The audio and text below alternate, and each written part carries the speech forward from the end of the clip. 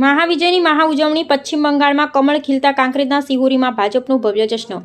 નમસ્કાર દર્શક મિત્રો, તમે જોઈ રહ્યા છો ન્યૂઝ 16 ગુજરાતી। પશ્ચિમ બંગાળમાં ભારતીય જનતા પાર્ટીએ હાંસલ કરેલા પ્રચંડ વિજયની ગુંજ હવે બનાસકાંઠાના કાંકરેજ સુધી પહોંચી છે। બંગાળમાં ભગવો લહેરાતા જ કાંકરેજ તાલુકા મુખ્ય મથક સિહોરી ખાતે ભાજપના કાર્યકરોમાં ભારે હર્ષોલ્લાસ જોવા મળ્યો છે। સિહોરી 4 રસ્તા પર આવેલા ગાય માતાના સ્ટેચ્યુ ખાતે ભાજપના આગેવાનો અને કાર્યકરોનું ઘોડાપૂર ઉમટી પડ્યું હતું। પશ્ચિમ બંગાળની ઐતિહાસિક જીતને વધાવવા માટે આકાશમાં આતિશબાજી કરવામાં આવી હતી અને ફટાકડાના કડાકા ભડાકા સાથે આખો વિસ્તાર ગુંજી ઉઠ્યો હતો।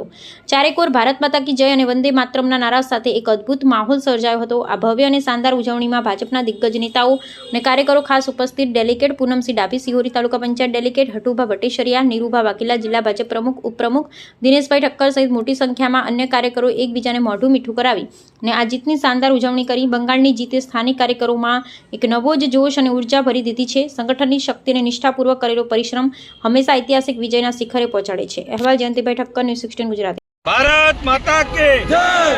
आज पश्चिम बंगाल आसाम ने चूंटणी अंदर भारतीय जनता पार्टी ऐतिहासिक और ज्वलंत विजय थयो छे।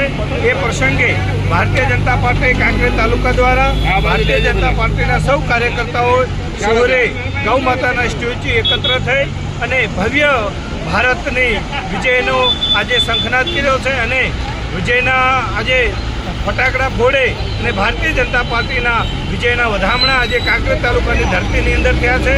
આજે સમગ્ર દેશ યશસ્વી વડાપ્રધાન માનનીય પ્રધાનમંત્રી શ્રી નરેન્દ્રભાઈ મોદી સાહેબના 2047ના વિકસિત ભારતના સંકલ્પને મજબૂત કરવા માટે આજે અખંડ ભારત, સમગ્ર ભારત એક સાથે હળીમળી અને રાષ્ટ્રવાદ તરફ આગળ વધી રહ્યું છે।